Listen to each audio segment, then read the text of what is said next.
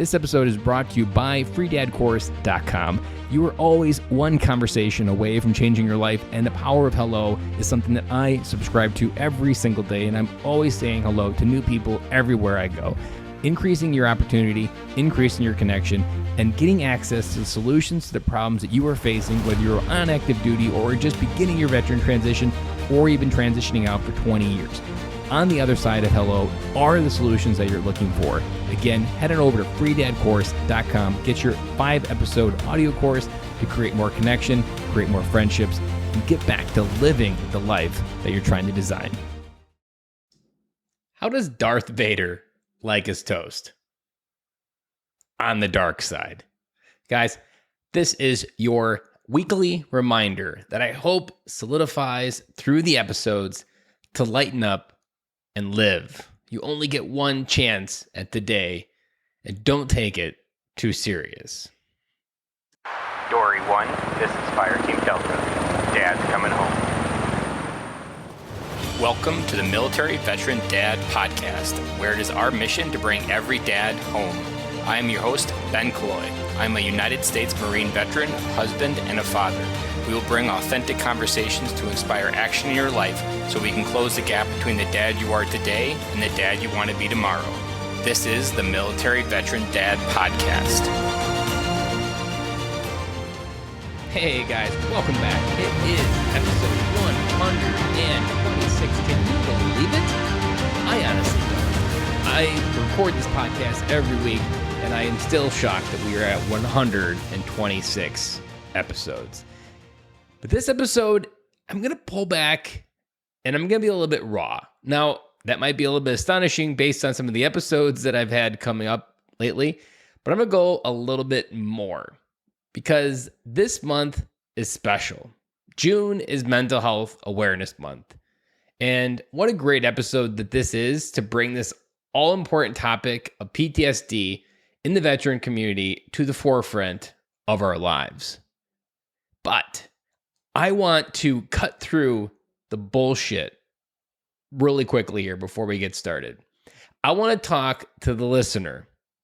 You know who I'm talking about. Not you, but you.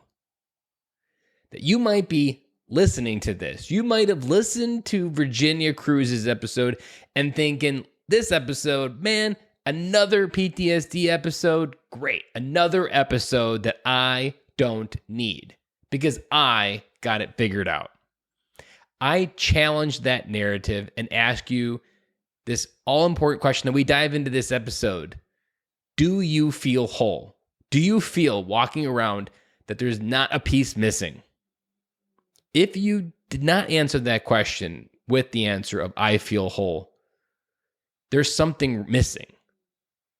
Then you are lying to yourself about what you can handle. The people around you know and see the truth. And my big question to you is, when are you going to wake the fuck up and see it? Now that might have been a little bit harsh and a little in your face, but I'm not sorry. This issue is hurting too many in the veteran and active duty community to not speak the truth in the most direct, blunt, and brazen fashion that I know. Virginia Cruz and the way she delivered her message has really encouraged me that it is time to knife hand the issue right in the face, that we have to no longer sugarcoat this issue, and we need to talk the truth into people that need to hear it. And if you've been listening to this podcast for any given time, I have been speaking to you, but maybe I haven't really been speaking directly to you. And I hope that me calling out your BS gets you to wake up, find someone that you can reach out to, and live a whole life. You are not destined to feel like you're missing something. That is not how life is wired. And that is not how you're designed to experience it. And that's not a prison that you have to put yourself through any longer. So enough of my rant. Let's get started with telling you a little bit about who Dr. Pamela Hall is. Ever since Dr. Pam started her career in psychotherapy over 30 years ago, She's born witness to the patterns of PTSD. It's pain, shame, blame, and avoidance. She's facilitated and witnessed recovery. She knows there are solutions. Recovering from PTSD is hard, but living with PTSD is harder. Dr. Pamela Hall is a forensic and clinical psychologist and a subject matter expert in post-traumatic stress disorder. She's spoken with thousands of veterans, and although their stories are all unique, PTSD is not. It doesn't care how stoic, brave, smart, quick, commanding, or strong you are. It doesn't care what came before or what the violent exposure was, where or how many times. Any violent event that can cause a trauma memory, and that trauma memory will not loosen its hold until it is mastered. Not an easy task. That is why she and her colleagues wrote PTSD Unplugged, so those who are trauma affected can become trauma-informed consumers of the recovery resources. We mentioned a lot of different resources. All of those are in the show notes that you can go find over at militaryveterandad.com or in the bottom of the podcast player that you may be listening to this episode on. Without further ado, let's get started with Dr. Pamela Hall, and I'll be with you on the other side for my big takeaway. Welcome to the podcast, Pamela. Thank you, Ben. Good to be here. Today, we have another special episode on PTSD because June is Mental Health Awareness Month, and this topic is I feel like just getting started, even though I've been talking about it for 2.5 years. And she wrote a book about PTSD as well, just like Virginia did. And so, Pamela, go ahead and tell us about what prompted you to write this book and where you feel like PTSD is at in our current culture. All right. Well, a 2.5 years ago, my friends were telling me that they were getting really tired of me complaining about the current state of treatment availability and support services for veterans with PTSD, whether that's from combat or workplace injury, the training events that are so life-threatening, or military sexual trauma. The treatment access has been frustrating to me. In 2008, I started doing these VA benefits exams. And in 2018, I was hearing the same stories about frustrated efforts to recover and get your life back. So I started writing this book, and one day I woke up and thought the title ought to be PTSD Unplugged. And the thought being unplugged from what? Unplugged from the BS that goes around PTSD, unplugged from the stigma that people are reporting symptoms only to get a benefit, unplugged from the stigma that you can't get better from this, unplugged from the stigma that you're weak or damaged goods if you have PTSD. None of that is true. PTSD doesn't care whether you're smart or brave or strong. There's a neuropsychological thing that's going on in our brains when PTSD happens. And that's what my book is about trauma memory, the impact of trauma memory, how to reconnect with your families, which is why I love this ability to be on this podcast, because that's what service members want to do more than anything, is reconnect with their kids, connect with their spouses. And so those are the things I address in the book. So before we hit record, you told me that out of the 8,000 people, or 6,000, 6 or 8, either one, it's a big number, people that come into your office looking to be examined for a VA disability claim for PTSD, what is that one thing that they answer to, why now? Why now? Because my spouse is ready to leave or has just left, because my kids are jumpy when they're around me, and my impatience is making them be afraid of me. And I can't go to their games because I can't deal with the people behind me or around me. I'm jumpy everywhere I go. I'm staying locked up in my garage while they're out having a good time. It's just presents a problem after problem, being the family man that I want to be, or the family woman, I guess. So let's go knock off some lies right away. So a veteran that just came in to be examined, they've given you that why now. What do you think the most common bullshit that they're telling themselves that prevented them from coming earlier? I can get over this myself. This is going to go away. This is going to fade. If I tell anybody this is happening, I'm not going to get my security clearance. These are all like evenly significant thing. If I tell anybody this is happening, I'm going to lose my job. I won't be able to be a cop. Right now, a trend that's going on is just before 9/11, a whole bunch of people, normal number of people, enlisted or commissioned in the military and started their careers. It's now 20 years later.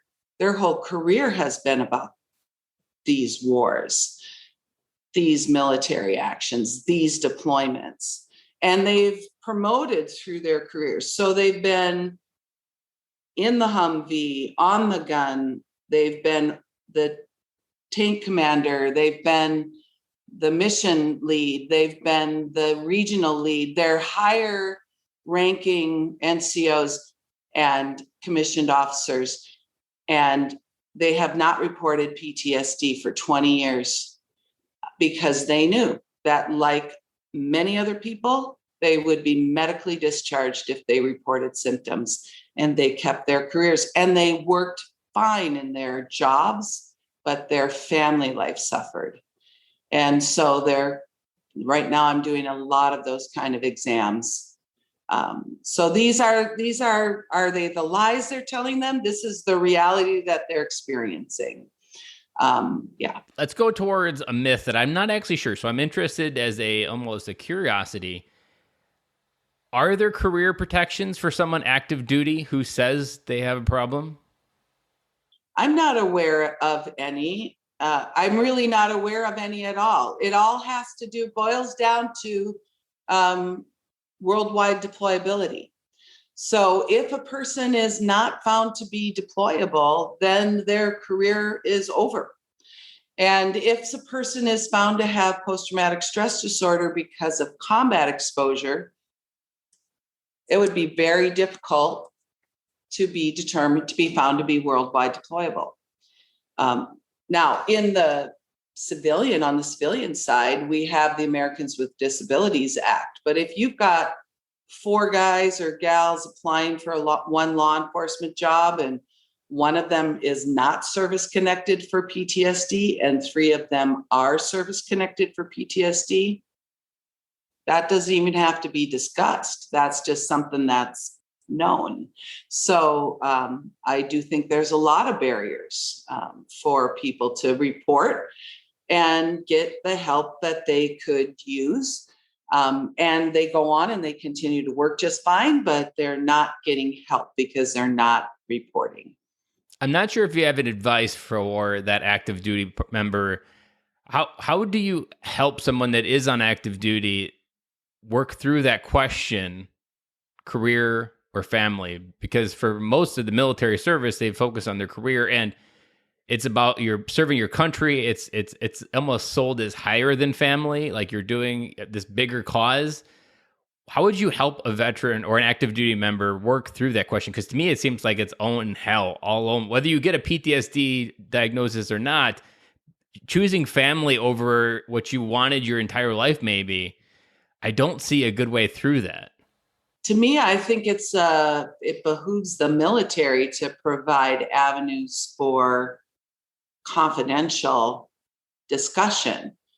Half the time, things aren't as bad as, things aren't as bad as a person thinks they are, because they're bad because they're not disclosing it, because they're just holding it themselves. So I can tell you the 3 things that service members tell me that they do. One is access Military One Source, because there's not a command referral mandate for reporting of symptoms. There's no fine print. With Military One Source. Whereas if you go to on-base mental health, the likelihood that something that sniffs of PTSD being reported to command is pretty high.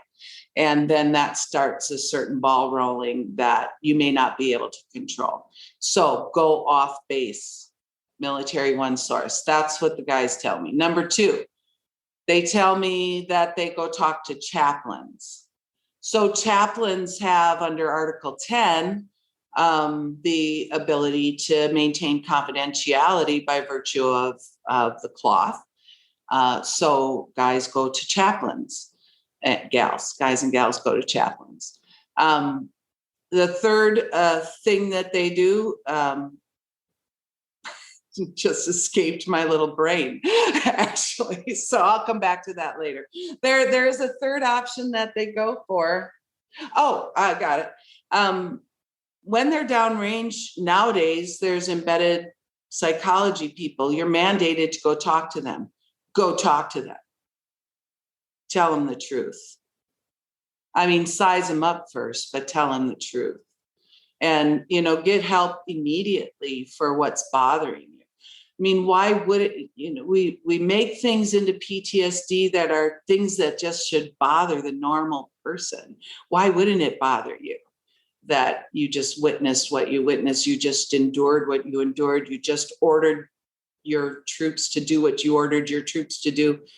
Talk those things out before they get stuck in your craw, so go to the embedded mental health people, size them up, disclose accordingly. I'm curious, if you were president for a day, how would you solve this problem? In this particular one, is it more just extending the Civil Rights Disability Act within the military to include this type of protection? Is that as simple as it is, or I'm sure it's more complex, obviously, but is it just creating workplace protections for people to do this safely? Yes. And also being realistic about deployability. How many times do you want to go to combat? The more times, the more exposure you have to trauma events, the more likely you are to develop a PTSD condition. So let's say you're not all the way there after deployment 1, deployment 2. Maybe you are all the way there. You're having nightmares. There's moments in time that are frozen in time. And those are the moments that then will affect you in a subsequent deployment. How many deployments is enough deployments?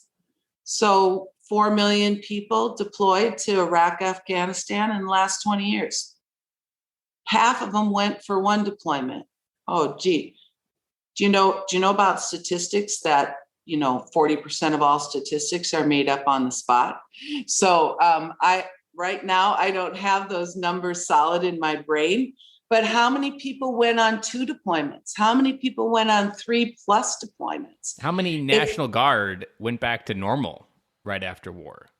How many National Guard people went from pumping gas and fixing cars to 6 weeks of combat training to 1 year of deployment in Ramadi and back home to fixing cars in less than 6 weeks? It's crazy. It's like Vietnam all over again.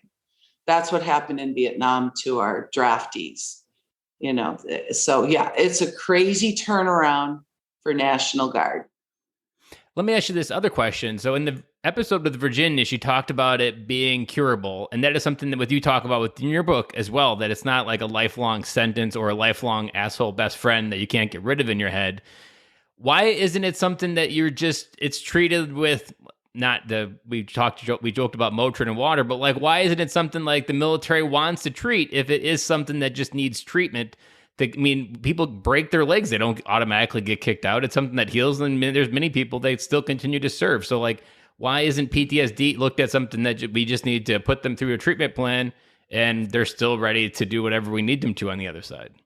Well, I think that's part of the motivation for the book too. So back in 2010, we already knew that PTSD was like an event that happens that kicks up do you want the full neuropsych at this point? That kicks up the amygdala in the brain,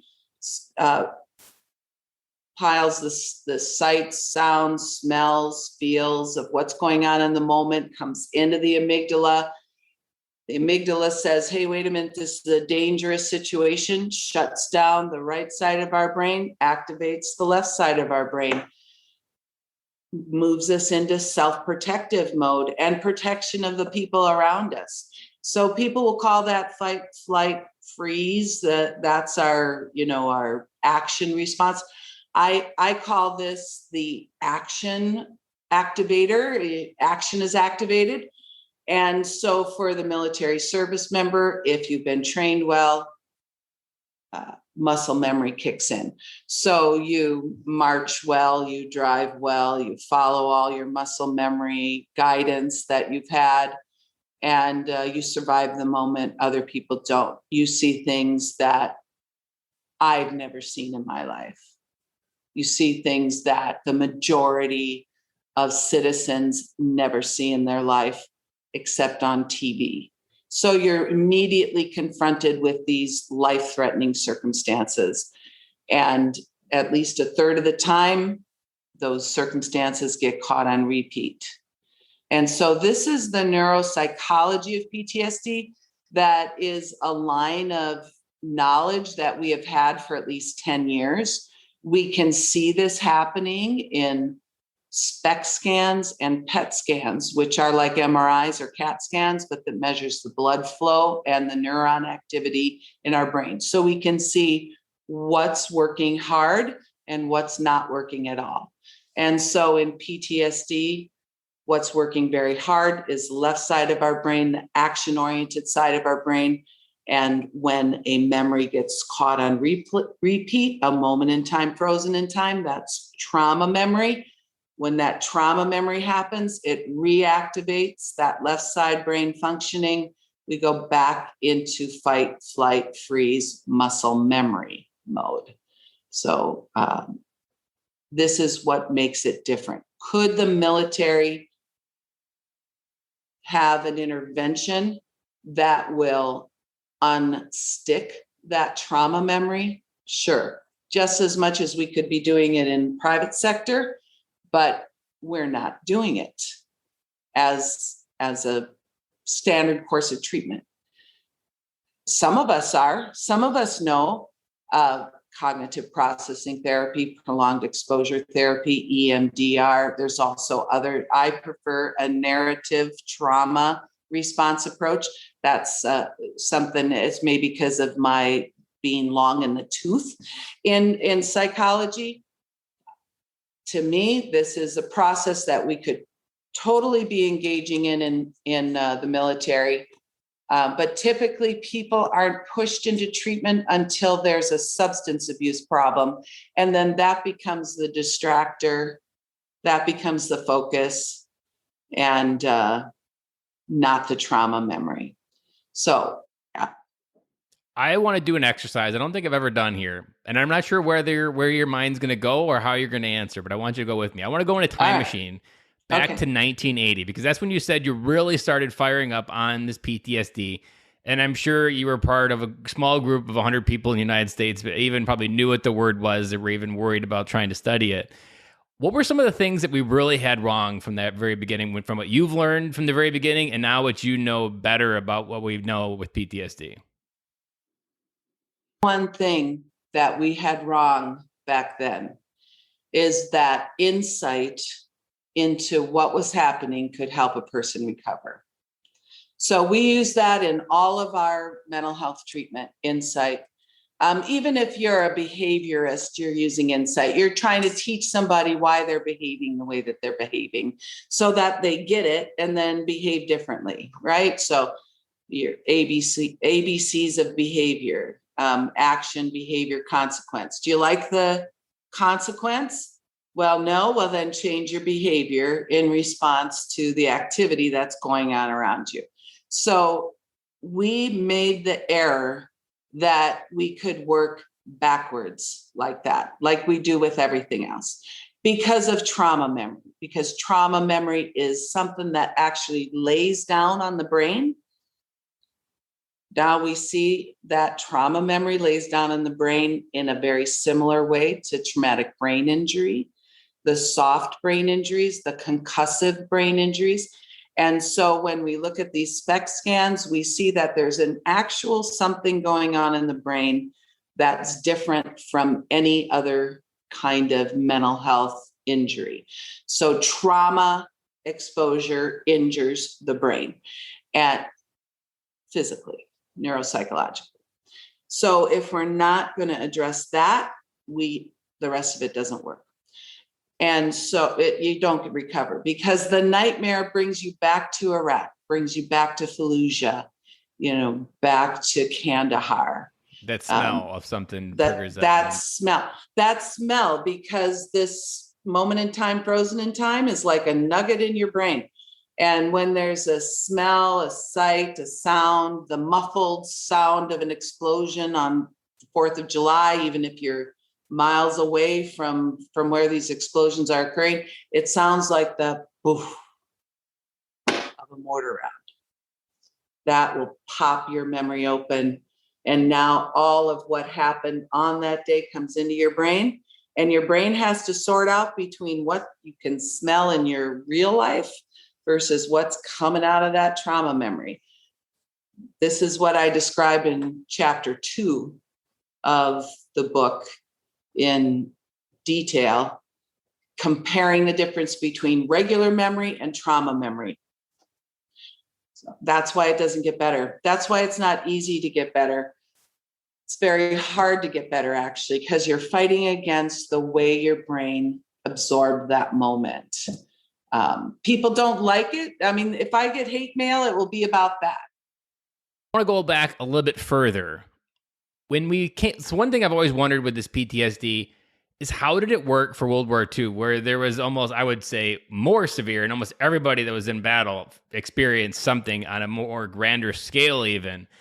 Was there something like psychologically different about the culture of America that brought people back home? Was it the spur of the 1950s that kind of suppressed all of what they went through? Or was it the fact they just went to the Great Depression and they've already knew hardships? I'm sure you've seen and done even via examinations on people from that time frame. So I'm wondering, like, where was the difference in what went through there and what we're feeling now?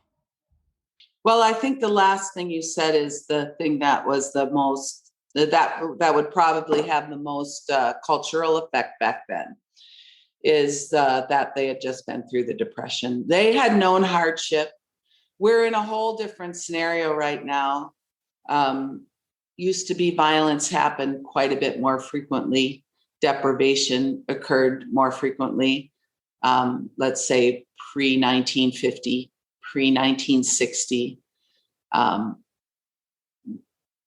Well, hell, we got to go all the way to the 80s before violence doesn't affect people in the home, before there were laws against violence in the home, for crying out loud. It was the 1980s before there were laws in all 50 states where you couldn't beat up your spouse. How about that? So that it was just normalized that there would be violence. But I think that actually the myth is that guys from World War II had less trouble with PTSD than people do now. The first chapter of our book is written by Cindy Matthews, the granddaughter of Captain Chet Graham, who was a captain at D-Day, paratrooper, 82nd Airborne. He lived his whole life with PTSD. You read that first chapter and you'll read about PTSD from World War II. We call the chapter Bringing the War Home. So I could see that. Yeah. You can also see something that just floored me when I was researching this book. On YouTube right now, you can look up a movie called Let There Be Light. Let There Be Light was commissioned by the Army in 1946 as a documentary on a bunch of guys who were hospitalized for battle fatigue, battle neurosis. These were the labels for PTSD in World War II. And it followed these guys through various treatments. First interview If you want to see what I do for a living, watch this movie from 1946, watch the psychiatrist and how they interview these guys. It's very similar to what I do now. Watch the treatment interventions. There's more hypnosis in this video. It's a 60-minute video. Here's the thing though. So it was intended to be one of these kind of movies that went out into movie theaters, right? It was not released. It was never released. It was directed by John Huston, famous war director of war films with Audie Murphy, most decorated soldier from World War II. They produced a number of war films after this. He was brought in by the Army to direct this documentary. It was never released. It could have been released. Go watch it. It'll probably piss you off as much as it pissed me off to see how much we knew about how to be helpful, but it never went forward. It didn't go forward. PTSD, I could probably, from what Virginia said, where people were like, there was more of a conditioning after World War II of how do we train that, like putting the actual person as a black target at the end of a rifle range type mindset versus like, how do we fix the problem through what you've just mentioned in that movie? Right. Well, it's, the military has to do what they have to do. It's a functioning organization. They have a mission to protect and defend the United States. Somebody has said, if you want to plan for peace, you have to plan for war. Right. So I appreciate the military, the things that the trainings that need to occur so that we have a bona fide, legitimate fighting force. I have great respect for all of that. What the military could do better is recognize that every bit as much as a 70-pound rucksack across uneven terrain creates back injuries, so multiple exposures to trauma events leads to PTSD. It's just a given. So we could stop being surprised. I interviewed someone in the Canadian Army, which was the first time I had done that or crossed the border to interview someone up there. And they talked about how there's almost like a required VA out processing in Canada to like, it's not just like, here's your 2-day EAS time at some base where they give you your DD-214 to make sure you cross your I's and dot your T's. Right. Like it's an actual making sure we know exactly who you are, where you are, and what's left of you, maybe in some cases, on the way out to make sure that you are set up with the civilian world and to understand the condition before and after.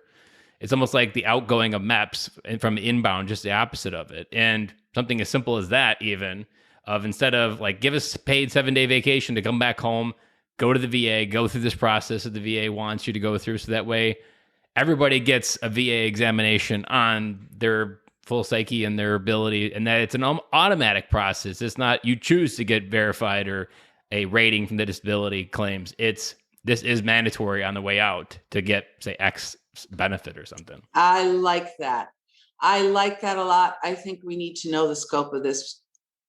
I don't want to call it a scary statistic. If we were going to make up more statistics. Like VA only knows about 30% of veterans after they leave. Like you think of the ability for the VA to fix different things. They don't even know where the veterans are for the most part on the other side. Unless somebody chooses to file a claim, which is such a hurdle to begin with, because if you don't have a physical injury, you don't feel entitled to file a claim. This and PTSD, just to have a mental health issue is in our society, culturally, in Canadian society too, by the way, in all, any Western society, we have a mental health crisis. Any Western society, you're judged as being weak, morally deficient. In the military, we'll add the word not resilient. Yeah, the Army has that buzzword that they love. So what's resilience? To me, you can't be resilient if you don't look at the injuries that you have so that you can recover from them. I would love to see everybody in a bona fide way examined leaving the military. You also reminded me of something that I use to describe the word integrity, which is in almost all the branches' core values. And I describe integrity as breaking it down to a whole number, an integer from mathematics. And with mathematics, an integer is a whole number. And to me, on the way out, and the way you should answer, do I go to the VA or not? Do you feel whole? Because if you're not living a life of integrity, do you not feel whole and you feel fractioned, because the opposite of an integer is a fraction. If you feel fractioned, there's something missing, and you should go figure out what. You're objected to live life, the life of purpose, the life that you want to live is to live a whole life, not a fraction one. And I would bet 9-1 that every veteran that comes out doesn't feel whole. They feel something's off. And to me, that's a basic definition of integrity. And we all know what it means to live a life of integrity. And we should continue to live that on the other side and apply it in this simple mathematical form as well.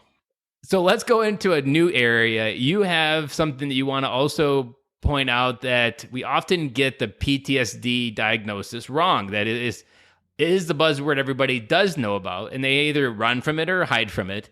But in some of the cases that you run into, it's neither. Right. Talk about that. Right.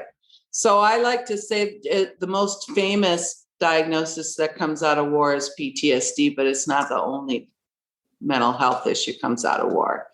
You know, say you're a female downrange, and you encounter gender-based, sexual-based harassment within your troops or by the locals who require you to behave in certain ways because you're female. For instance, females were often for a long time not allowed off base in Iraq or Afghanistan unless they wore a punjab.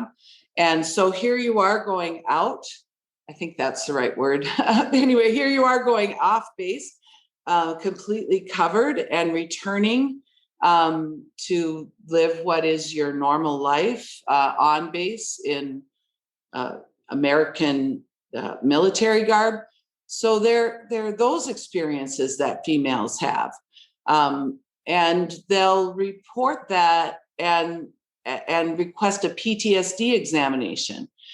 Well, if they've been assaulted sexually, or if they've been assaulted physically by virtue of being female, downrange, that could be a PTSD diagnosis. But if what they did was lived in this derogatory, negative environment toward female, if that was the environment they're experiencing, they're more likely to be depressed and anxious, and they won't have the characteristic trauma memory that is sort of the beginning of the PTSD diagnosis.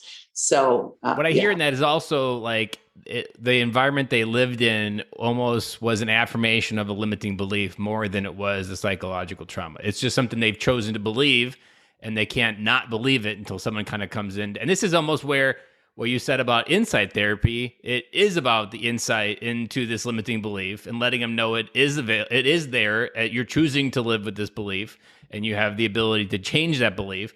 And because it's not connected to that muscle memory, it's not connected to that trauma moment, it is where insight therapy allows you to move through it in a very easy fashion. Once you realize you can choose to make your new reality, it's pretty straightforward from there. Again, well put and good connect. That's exactly right. Exactly right. And when you're a treating provider and you do the insight work and you see somebody not getting better, you have to ask yourself, is there trauma here? And that's, actually you should ask yourself that at the beginning when you know somebody has been in a high incident trauma environment like Kandahar. Like who cares, Baghdad in the green zone, same high incident likelihood, possibility of trauma, just going from the green zone to the medical corps. You have to drive along the streets of Baghdad in a up-armored Humvee, so you have stuff always that you can ask about if you are a trauma-informed treatment provider. I want to see a higher percentage of military folk receiving expert level trauma-informed treatment, which means that they'll either get the trauma-related treatment that they need or this more insight-oriented or kind of however people process things. Different approaches are good for different people, so there's multiple approaches you can use for that insight-based interventions. But if there's trauma, that needs to have a specific approach. We do have evidence that shows that these kinds of approaches, CPT, prolonged exposure, EMDR, have an impact on that neuropsychological process of trauma memory. And that's what we want to have. And then also the way you pointed this out of the distinction of having PTSD and not, there's this other, if we go back to what we were talking about with in your career while serving, you could easily have something that isn't even considered something that's a career ender, but in your head, you tell it's a career ender, and it's something that you need 2 to 3 sessions to get a good reframe on it, and you're back to normal.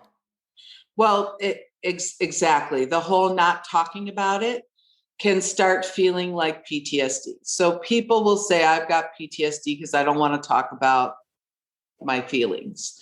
Well, generally speaking, talking about feelings is actually a thing that humans ought to do, whether you're male, female, a first responder, or an infantry soldier. If we can't learn that skill, and I appreciate how you are articulating things, and I've listened to some of these prior podcasts that you've done. We need guys to be demonstrating how guys articulate this stuff. Females articulate, or people from a feminine perspective articulate emotions in some ways that are off-putting to this approach. What I think of actually as the protector defender approach. You're not going to run toward danger and ask yourself, how is this making me feel? You're just going to run toward danger, take care of the problem, get it done, go back. But now you need that skill of knowing how to talk about how that impacted your emotions. And sometimes just getting locked in that emotional reaction can feel like PTSD, but isn't. And if it's the only psychological buzzword that I mean, you can fit any word, you can fit anything in your side. Your head can logically tell itself to kill yourself, and it can easily just come to the same conclusion. Well, I must have PTSD because that's what I hear everybody else has. Why not to make it true? Because I can make anything else true. Right. So if we could only move this dialogue about PTSD to talk about trauma memory and get people educated about what trauma memory is and how it loops and sort of re-injures the brain, the heart, the mind, that rolls out as a re-injury almost every time there's a nightmare. Even just from like an energy perspective, you can feel like stomach pain and think like you have a Western diagnosis that you have something wrong in your stomach. But a lot of times it's just the unspent processed energy of what your body still has as this moral injury or trauma inside your head. And it can cause anything to really, like, if your back had a spasm during that memory, you could walk around with a back problem your entire life and never know that it was related to this incident of how your body is responding to this unprocessed energy. Like it's all right there, but you have to have the knowledge to reframe it. And you also have something within this book about something that's near and dear to my heart, which is conversations, and conversations as a modality of healing. Tell us a little bit about how a conversation can literally change your life in the context of helping you heal through what veterans need to hear. What would you say, Ben? What are the main reasons why vets don't talk to their spouses or family members or friends about combat? I would say it'd be a couple different things. One, they won't understand, so why try? A fear of being judged because of the superhero complex that we put this uniform on where we're more than who we are. And often taking that off when we go back to Clark Kent, we don't know who we are. And so there's just insecurity around that. So I can't reveal what's really going on in my head. And it just kind of creates this narrative. I can't let someone else figure it out that I'm not really who I said I was. So now you put all that in the context of being 18 to 24 years old. Who the hell at that age knows how to define themselves? Anyways, we're all a work in progress. We're all still trying to figure out what we want to do when we grow up. Oh, I'm God. 36 and I'm still working on that. Right. Well, welcome to life. So I'm 60 now. I got to say, I'm not working on that as hard as I used to work on. And now you figured out you should have been a published author many years ago. Well, no, I never wanted to write a book, but that's okay. I like working with people. I'm a worker. I've always read what other people wrote and wanted them to do a good job doing that, but I never wanted to be in that tower in particular. I like being amongst the people. So what was the question? Oh yeah. So how to get these conversations going? Certainly the listener has to not judge. And how do we stop judging? We stop judging by learning and empathizing. So first of all, civilians have to learn about what it is to swear service to the damn country. It's not a small thing when a person raises their hand and swears to protect and defend. That probably comes from a very deep self-identity spot, at least for most people. There's always exceptions, and there are probably a lot of exceptions to this, but this is what I feel like it comes back to for people. Civilians not getting that idea that I chose to enlist or commission, but I did that out of the motivation of service. I want to protect and defend this thing that we call the United States or Canada, or the free world, as it were, the democratic lifestyle, the lifestyle that says you get to say what you want to say, you get to be who you want to be. People get very fervent about that. We talk about patriotism, but I think it's just really fervent belief that people ought to be able to be who they want to be. And so folks who swear to service, I think that's the first thing that people listening to service members need to understand. So what are my primary motivations? Actually, that is a primary motivation for me, but what are my other primary motivations? Or if I don't have that motivation of service, how am I going to understand that fuels all the choices? So I want to educate civilians about that. I'm trying to come up with language, statements to articulate that the way you articulate that. How do you communicate to a military spouse that service to the country is a strong, strong motivator? So that's important in the conversations. And in the conversations, it's important to want to know, as the listener, about all of the military service. How was boot camp? So there's a chapter in my book that just lays out a list of questions, a list of things you could be, I hate the word should, you could be curious about if you want somebody to tell you about their combat deployment. You could be curious about their boot camp, about their battle buddy, about their MREs, about what was talked about in the smoke pit. You got to know that there's this whole life that happens before and after the mission. And what is that life like? You got to be okay with the humor. You got to be okay with the humor. It gets very dark. And again, I want to say 18 to 24-year-old people who run toward danger are not going to have gentle humor. And it's a muscle memory as well, because even just getting around other Marines, I'll flashback and my language and the filters will go off, my subconscious goes off, and it's right back into Marine talk without even thinking about it.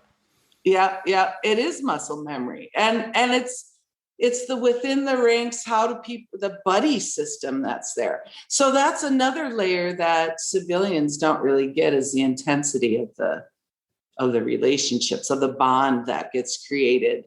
The only thing I can compare it to in my life is going to summer camp and how intense those friendships became in such a short period of time. But then we all went home and it didn't continue. For you guys, you go to this intense summer camp they call boot camp, summer camp. And then you come out of that, you go to your advanced training where you learn how to do your job. And then 6 months later, at 18 years and 6 months, you're suddenly in charge of keeping weapons working. You're suddenly in charge of, you're a platoon leader. If you have leadership skills, you're in charge of things that an 18 and a half year old back home, no clue. What is it about a conversation that helps a veteran heal? Being able to put the incident, the trauma event, in the context of the whole of the deployment. So these trauma events become because of how they settle down in the brain. It's like they get pulled out of time.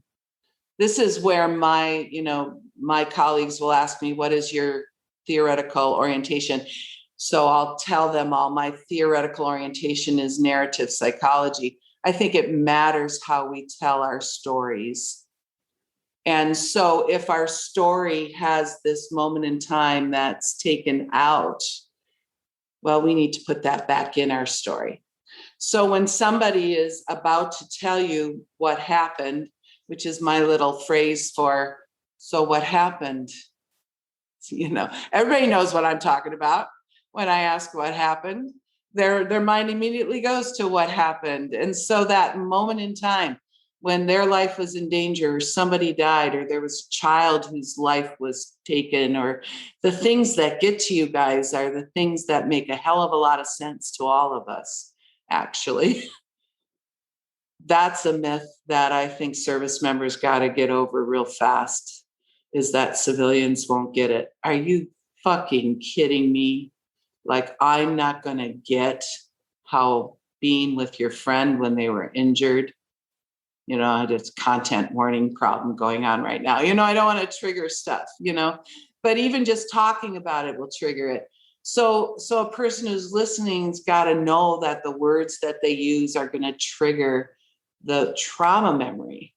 And when the trauma memory is activated, then that's the time when you just listen and you keep the story going until that person is back on base. How did you get out of there? What happened next? That's the conversation that heals. We do that in treatment in a pretty technical way. There are techniques. I don't know how easily translatable they are to people who don't have somewhat of the breadth of treatment training to do treatment. But this is a problem I want to tackle in the future. I want to tackle, how do we train friends to be the buddy back home? You had a battle buddy there. You need a buddy back home who gets what it is when you're triggered and how to be there for you when you're triggered. So, yeah. It's kind of weird how I feel like my story in this podcast, I found different pieces of the puzzle at different stages in the last 2.5 years. And I feel like in 2021, the puzzle picture is really coming together, because it was November of 2019. I somehow had the courage to email my daughter's principal and ask, hey, do you need a speaker for your Veterans Day event? And it's just the kids sing song. It's nothing like super crazy, but somehow I did it. And I'm sitting in the audience waiting to get called up to say something. I'm like feeling like anxiety is going to explode on the wall because I'm nervous. Like, how dumb could I be to invite myself up in front of these, like, they're kindergarten through third grade. So I mean, a younger crowd, to try to tell them about Veterans Day. I'm like, what the hell was I thinking? And I went up there with this idea of the buddy bench, because in the school playgrounds, they always have a bench called the buddy bench. And so if you don't have a friend, you sit on the buddy bench. And so I used that term as the buddy bench. I was like, you know how you have a buddy bench out there, and you know how some friends are sitting on that buddy bench waiting for someone to come by and invite them into play?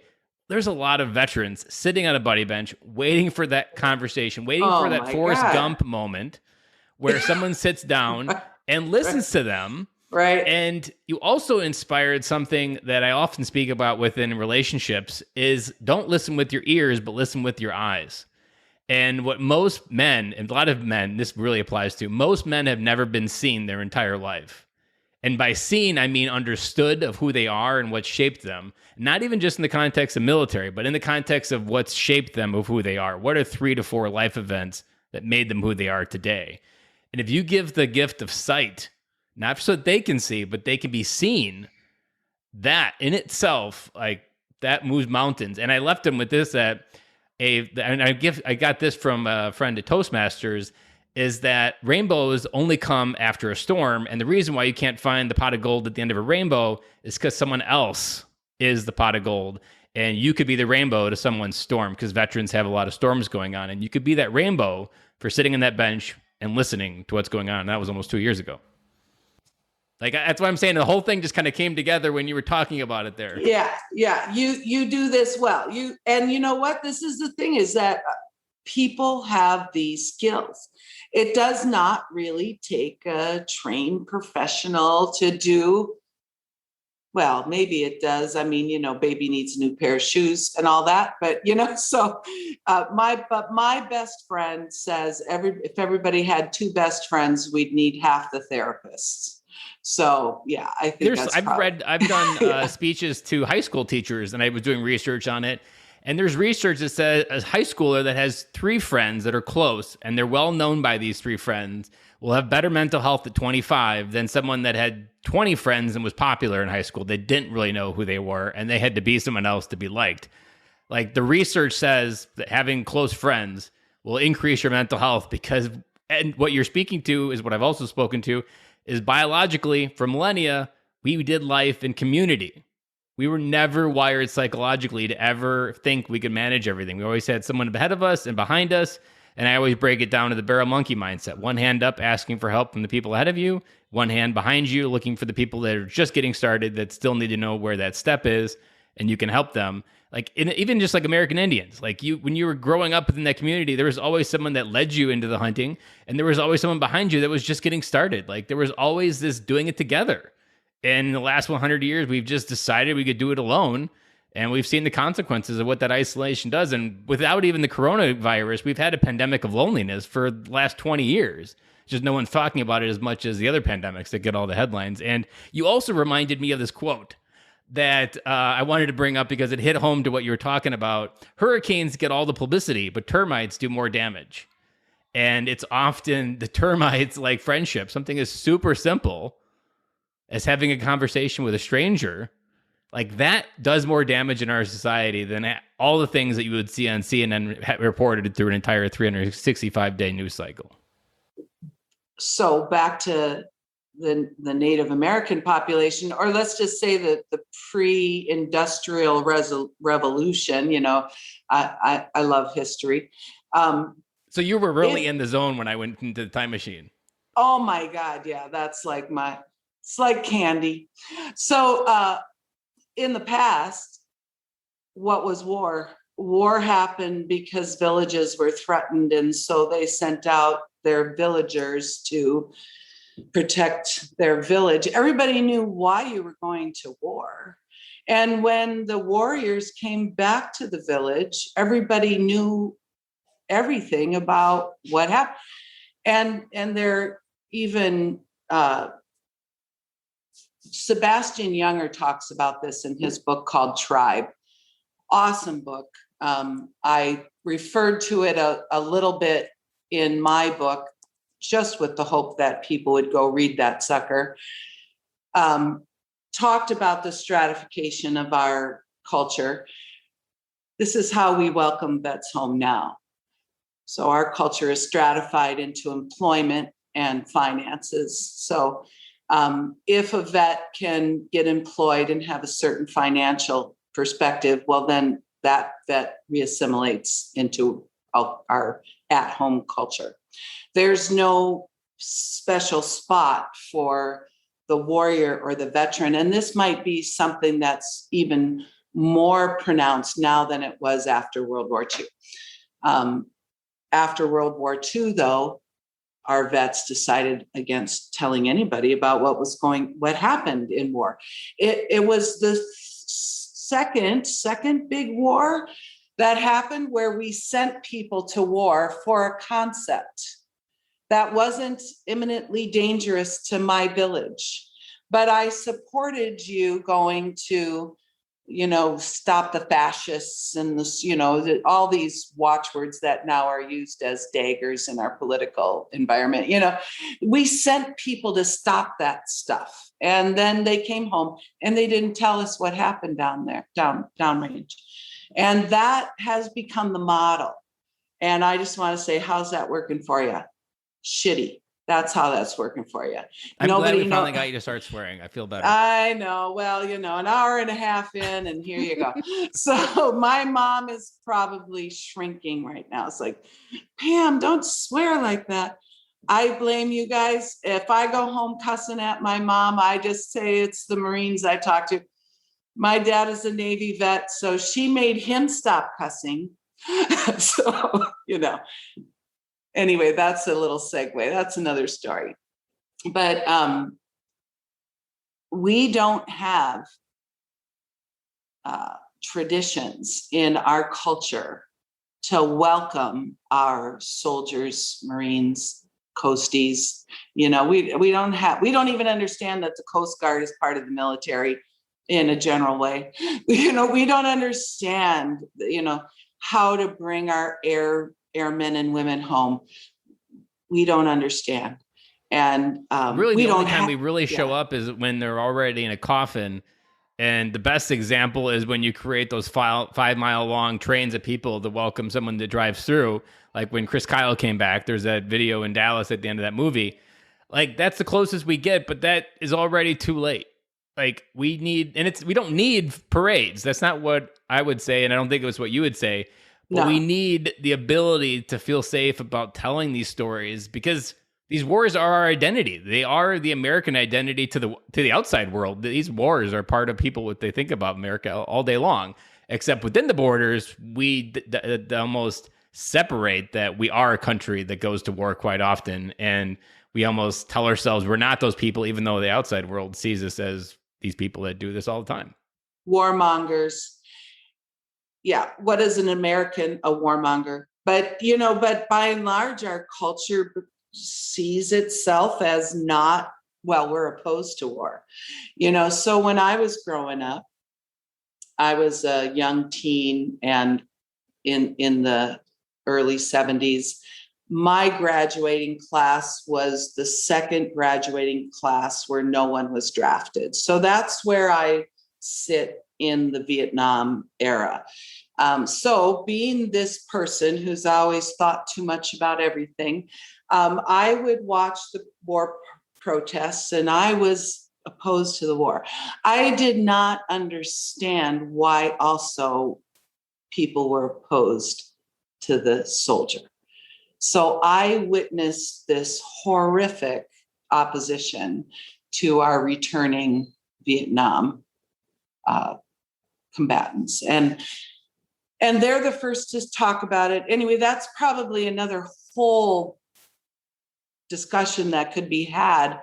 But I want to just sort of wrap it up this way. And I put it like this on my book summary on the webpage, Smashwords, or major retailers, book retailers, PTSD Unplugged.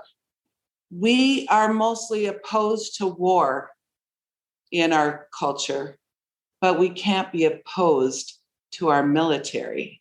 And especially when they come home from war, we can't be opposed to them.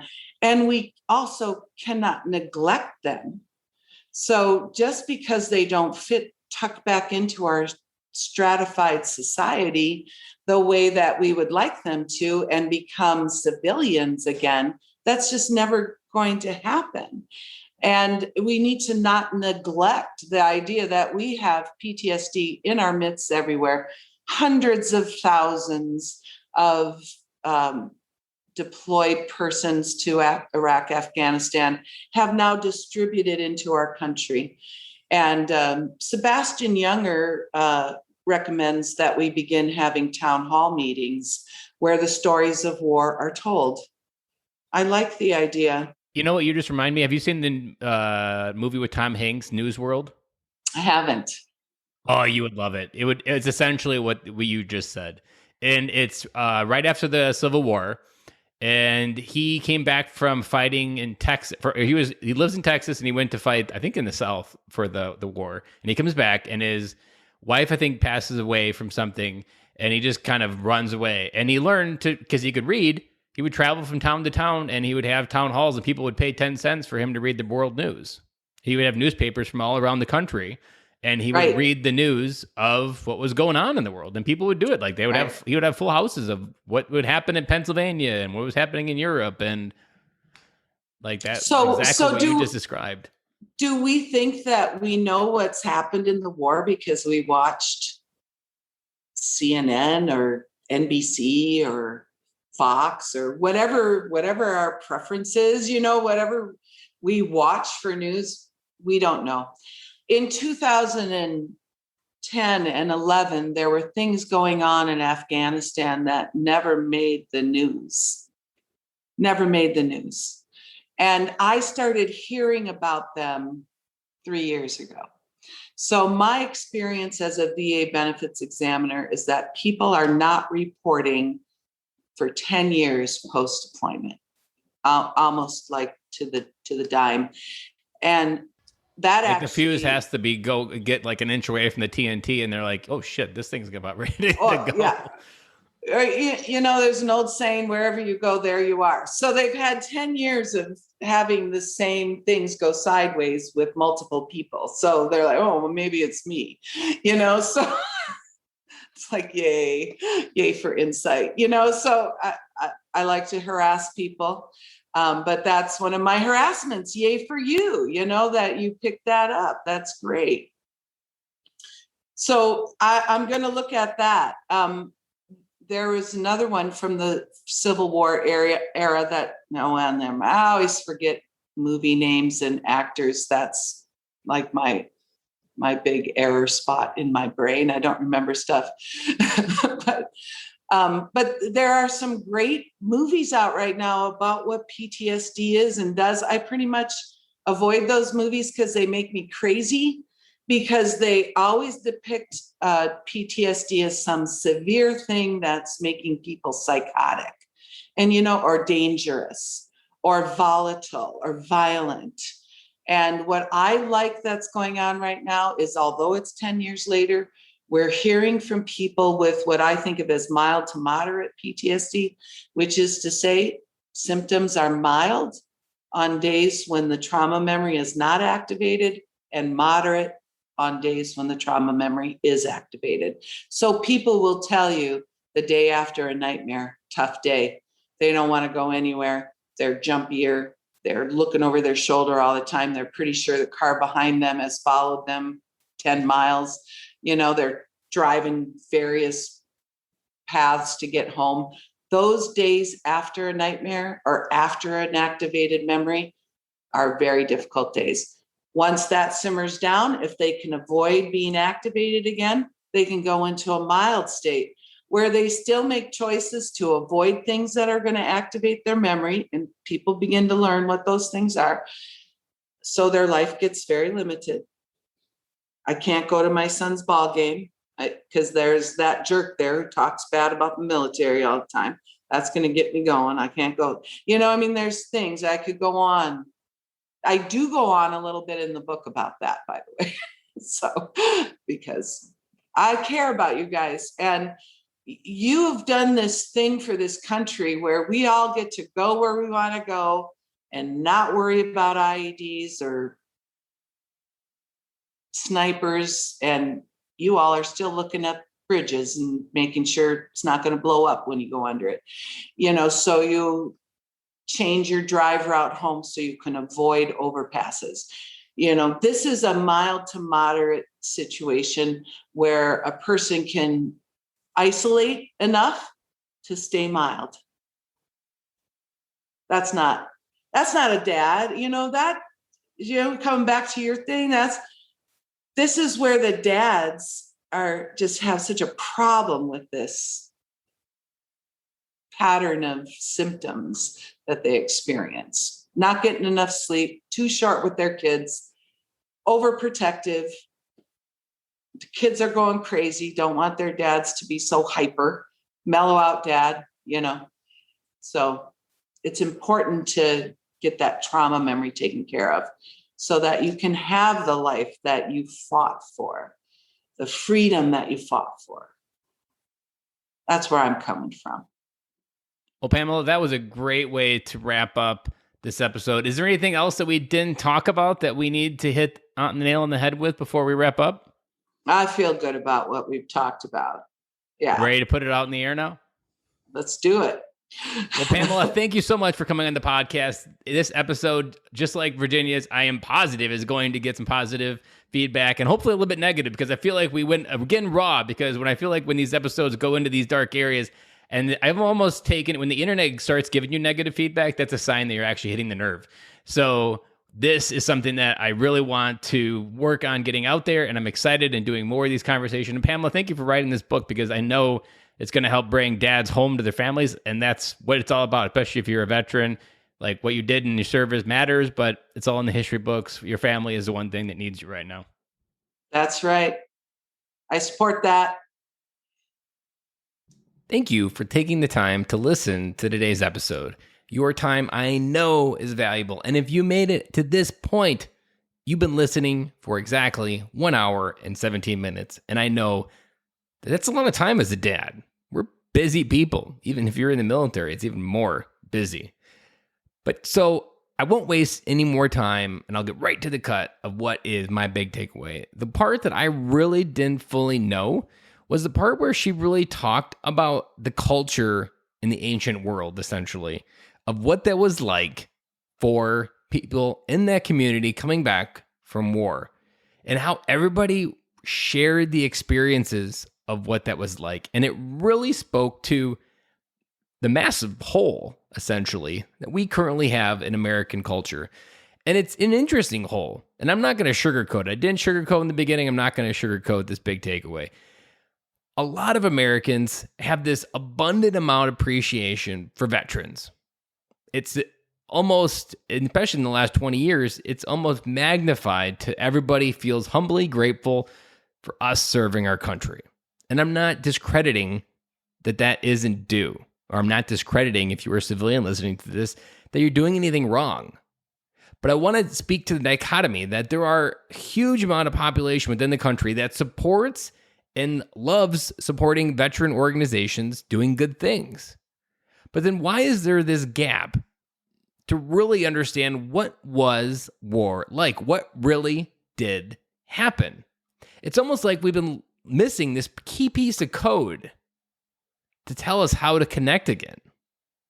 And after I watched that movie News World and hearing what Dr. Pamela talked about that book with tribes, man, that book really resonated, this idea of a town hall to really share a veteran story. I mean, I do this podcast for a living, and it's probably the only reason why I know other people's stories. I can honestly say I don't do a good job going out and listening to random veterans or creating events even to hear those stories. Now, they happen because maybe I'm at an event or speaking or whatnot, but man, the dichotomy in the amount of support that a veteran receives from the American culture, but then also the gap, the lack, the huge black hole of what is not the listening ear to what really life was like. We just assume, because we've heard it on the news, that it must be true.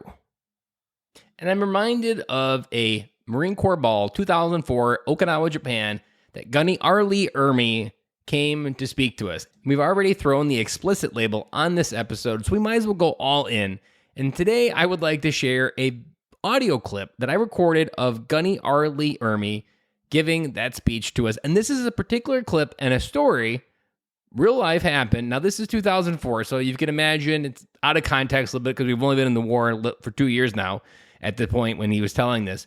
But the context of really what happens and why storytelling is so important and making sure that it's accurate is highlighted in this, and it is a great story. It's got a lot of just good jokes about everything within the military and the media. So without further ado, here is a bonus clip of Gunny R. Lee Ermey speaking from the grave about his time in Iraq.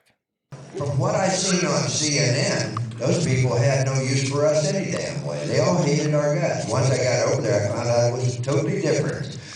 What CNN, the word that CNN had been passing was incorrect. It was bogus bullshit. That's the way I classify it. But anyway, so I was in Iraq, and I went around and I gave my speech 34 times. I crisscrossed Iraq for an entire 7 days, for a week.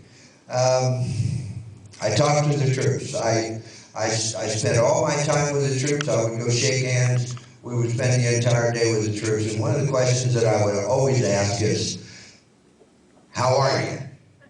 And I would get, good to go, Gunny. God damn, I've been hearing on CNN, Communist News Network, that the morale was falling, turning to shit on us over in Iraq. And all of a sudden, these young, hard-charged devil-logs just about jump down the throat every time I asked them a question. Motivated. They were totally motivated. There's no question about it. They realized that we're there to kill the bad guys, the enemy, before, and if we didn't take care of business over there, it was going to eventually come over here, and we were going to have to deal with it in America. And they realized how important their task was in Iraq. And that, as far as I'm concerned, is motivation and morale. And morale was second to none. Anyway, when I came back home, got back to the States, as soon as I got back, CNN contacted my manager, and they said, we heard that the Gunny was over in Iraq, and we'd like to have an interview with him on CNN Live. And I said, okay, we can do that. So, what did they fuck up?